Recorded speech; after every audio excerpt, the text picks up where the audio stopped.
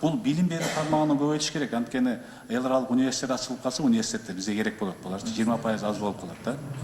Ушуну мен кагаз жүзүндө да сиздерге берем. Экинчи окууга ушуну карасаңыздар. Анткени билим берүү тармагында биз көбөйтүп бериш керек. Медицина тармакта мүмкүн частный врач, чет өлкөдөн күчтүү врачтар келиши мүмкүн, ушуга жол жабылып калышы мүмкүн. Сунуш. Анан дагы бир суроо, менде сунуш, бул жерде экономика министри, тышкы иштер министри иштер отурасыздар.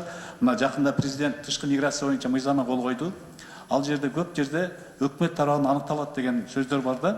Ошону силер өзүңөр өкмөттүн токтомдорун тездетсеңер. Анткени ошол баягы инвестиционный виза алууда тартиби кандай, ал экономика министри жагынан аныкталып, анан тышкы иштер министрине берилет деп атпайбы?